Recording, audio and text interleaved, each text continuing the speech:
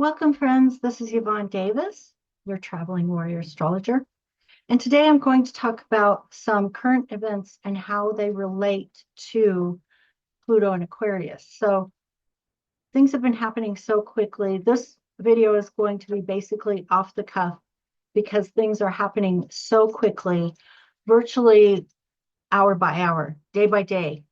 And I really don't have time to do a lot of editing on this. So I just want to lay it out quickly. All right, so this video is titled Drones, CEOs, Syria, and Malibu Fires, Revolutionary Rage in America. This is all about Pluto in Aquarius. And I'm going to show you some charts so that you can actually see how it's impacting the chart of the United States, okay? We are heading for a revolution in this country. First of all, let me break down what drones, CEOs, Syria, and the Malibu fires have in common and why I'm calling this revolutionary rage in America. So first is the drones. Now, you may have seen that it's all over the internet, and I don't know exactly what is causing it, but I'm going to give you my theory. And I'll explain how this relates to this idea of revolution in America. So the US military and all the most powerful agencies in this country for intelligence gathering and enforcement, they claim there's nothing there. I could actually put a link below of this military official giving a press conference, literally saying there's nothing there. And then in the next breath, he says, this is why we need Congress to pass legislation giving us more power over the airspace. So basically what they're saying is we want power, that's Pluto, in the air. We want power over the airspace. Air is Aquarius. Pluto and Aquarius is power in the air. Basically, the military is the one behind this. The US military is the one behind this. They are the ones stirring up trouble. And that's why they're not doing anything about it, because they know who the cause is. It's them. They're the ones doing it. They're the ones stirring up the trouble so that everyone will get on the internet and say, what's going on here? Calling the news stations, calling the mayors, calling the governors, calling people in Congress. What's going on here? Why are all these drones in the air? Why won't the government do anything about it? Why do they say there's nothing there? Why do they say they don't know what's going on? Why won't they do anything to find out what's going on? Well, the reason is because they're the ones doing it. Why would they be concerned? Why would they feel the need to go out and do something about it when they're the ones who are causing it? Now, if it turns out that that's true, which I believe it is, I'm suspecting we'll find out as this full moon on December 15th comes about, and then Mercury direct a few hours later, we'll begin to get the truth. The full moon will bring illumination. It will uncover truths, reveal secrets. We will know. It will bring culmination to the situation. That's my guess, looking at the astrology, especially with Mercury direct happening that same day, because Mercury is all about communication. It's also about electronics and local transportation.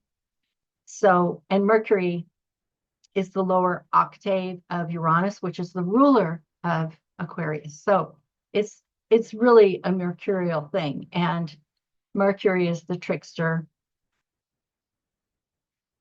So I think it's pretty obvious that the truth's going to come out pretty soon, and it will be related around this time of the full moon and Mercury direct on December 15th. Not necessarily exactly on that day, but I think leading up to it or fairly soon after, because of that bell curve, we will actually find out who's behind this. And I think most likely it is our own military. Either that or they'll just keep it a secret forever, but they'll get the legislation that they want. so that they can control the airspace, which some people may think, well, that's not a big deal, but it is. For people who are drone hobbyists, the fact that the government's going to have more control over the airspace means that individuals will have less freedom to fly their drones. I do think it's important to have limitations, but if they get total control, it's just like what happened after 9/11 with the Patriot Act and all the surveillance. You lose your freedoms, you lose your privacy. And people beg the government to take their freedoms away. The people beg the government to take their privacy away. Just to make us safe. Please, just make us safe. And then, we wonder why we're completely surveilled. Maybe some people like that. I particularly like my freedom and I like my privacy. I don't want to live in China. I don't want to live in Russia, where everything is controlled. And I think that's the direction we're moving in, unfortunately. But I think this is also going to lead to, ultimately, to this revolution when people see what's going on. The next one on the list is the CEO and the fact that there seems to be this overwhelming support for the person who committed what I will call a revolutionary act. He is tapping into this revolutionary rage against the machine. These CEOs are making $10 million a year while other people go bankrupt. They pay into their insurance. Then when they have a claim, the insurance denies it. And that's what the words were about. Deny, defend, depose.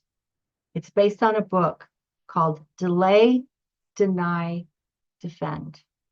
That is standard operating procedure of these health insurance companies. So people pay in, and then when they have a need for the health care, then they can't get their insurance claims paid.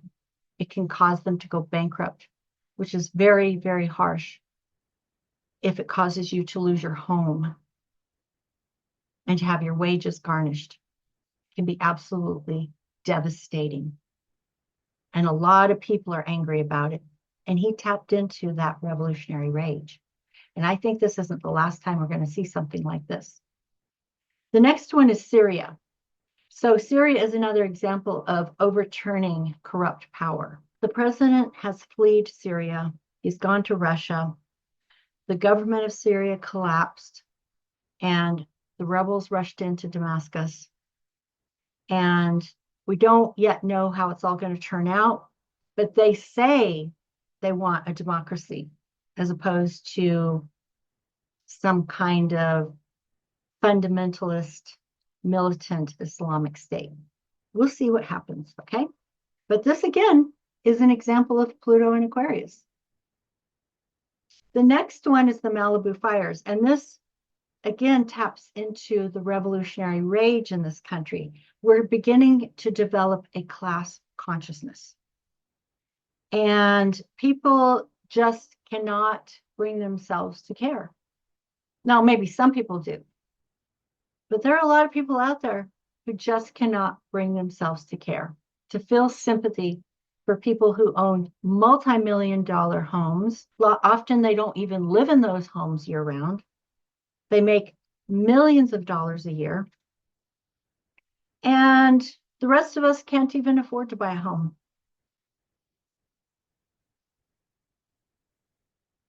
I know so many people who cannot afford to buy a home. And I don't want to spend a lot of time going down that path, but that's basically what I'm saying, is that people are becoming so crushed by inflation, by the cost of groceries, the cost of food, the cost of housing, the rents, the increasing homelessness in this country, the inability to buy a home anymore. The American dream is dead, and people are angry, and they don't know what to do. So I don't want to go too far down the path of politics. And the reason is because as long as we continue to see things as red and blue, it's like black and white.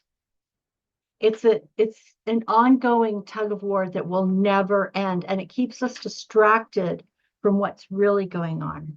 Okay. And anyway, I'm going to show you the charts. So that was basically what I wanted to do, is I wanted to show you how the drones, the CEOs, Syria, and the Malibu fires are actually all tied to Pluto and Aquarius, and that they show this tapping into revolutionary rage in this country and in the world, and how it's all a manifestation of Pluto and Aquarius. And it taps back to things that happened in the past. Now, this doesn't necessarily go all the way back to the American Revolution or the French Revolution, but it touches in on occasions where people attempted to experiment with different ways of living, where there was more evenly dispersed wealth and power, such as the Paris Commune or the Spanish anarchists, which was an attempt at a new way to live, but was destroyed during World War II, and also the writings of George Orwell. So what's happening is that there is this emerging class consciousness. The revolutionary rage in America is getting tapped. A class consciousness is developing, and we have to stop seeing it as red against blue and blue against red, because that is a distraction that will keep us in an endless tug of war. And when you're distracted in an endless tug of war, you cannot see what's really going on. Okay. And we need to start seeing our commonality so that we can move beyond this endless distracting tug of war. So while I didn't believe it would turn out this way, it turns out that in order for us to rebuild a new society, a new culture, a new structure in the country, and perhaps other places in the world, we need a breakdown before we can get a breakthrough. And that's what we're going to see. That's what Pluto in Aquarius is bringing to us. That's what will get inaugurated in January. I don't want to go too far down that path, but I hope that you understand what I'm saying. There has to be a breakdown before there's a breakthrough. We need to get out of the black and white paradigms. We need to get out of the red and blue paradigms. We need to get out of the distracting tug of war, or we will never be able to move forward to the breakthrough. And it's no point in getting angry at one person or another person or a group of people. It's pointless. It's still the distracting tug of war. To point fingers, to blame. No, we just need to move on. Move on to the next thing. And the next thing is the breakthrough. But unfortunately, the breakdown will come before the breakthrough. And I expect we'll actually see that in 2025. Okay, let me show you the charts now. So one of the charts I want to show you is the Uranus return for this country's Declaration of Independence chart. This Uranus return occurs on July 26, 2027, which is basically 2.5 years from now. This is a phenomenally powerful chart. And we won't even have to wait 2.5 years. We're already seeing it. We're definitely going to see it. We're going to see glimpses of it in 2025 because of the breakdown. And then we're going to see even more in 2026. And then finally in 2027, we will get the Uranus return. It's very interesting because on the day of the Uranus return, July 26, 2027, Pluto is conjunct the South Node. This is called the Sibley chart, the US Sibley chart. It's the Declaration of Independence. And the North Node is moving into a conjunction with Pluto. The United States is going to have a reversed nodal return. So all of the eclipses will be in those houses, okay? This is a change in the way that people think, in the way that they speak and communicate, in their philosophy, in their beliefs, in their understanding of what truth and justice is. It's all going to change. Not only is the way that people think and believe and speak and think, well, their sense of reality, the framework through which they understand reality, not only is that going to change in a fundamental and karmic way, but it's also the technology through which they communicate and understand the world and understand reality. So it's extremely interesting to see that on the day of the Uranus return, Pluto is conjunct the South Node, and the transiting North Node is moving into a conjunction with Pluto to make the reverse nodal return, and that's where the eclipses will be. It's a complete dissolving, a complete breakdown of the old ways that we thought about things, that we spoke about things, that we communicated about things, the things we believed, the way we shaped reality, our paradigm, our worldview. It's all going to change. That's what's going to come in the next 2.5 years. And we're already starting to see it with this revolutionary rage being tapped. So I'm almost begging you to stop with the left-right dichotomy, with the left-right, red-blue tug of war. Please, we can't get beyond it if we keep pointing fingers at them. I don't care if you're angry at them. It's pointless. It will never go anywhere. It's a game that the powers that be, they teach us to stay in this fight against each other and to continue blaming each other, continue being angry with each other when we're all in the same boat. Now, some people may have a different idea of what caused it or how to solve it, but ultimately we're all in the same boat. And pretty soon people are going to realize that, and it won't take a whole 4 years. So the sooner we begin stepping out of that left-right, red-blue paradigm, stop pointing fingers, stop blaming, and just say, let's find out where we have things in common. Let's start communicating with each other. Let's start understanding each other. We have to start. You can't put it on other people. You can't make other people change. The only people we can change is ourselves. And until we're willing to change and say, I'm not going to be in that red-blue dichotomy anymore. I refuse it. I refuse to continue in that paradigm. No matter how angry I am, I'm going to own my anger and move on. Because if we can't do that, we can't solve these problems. Well, that's all I have to say today. There is another chart that I want to look at that is also very interesting, which is the election day chart for 2028. By the way, I'm doing my Patreon meeting tonight. It's a live Zoom meeting.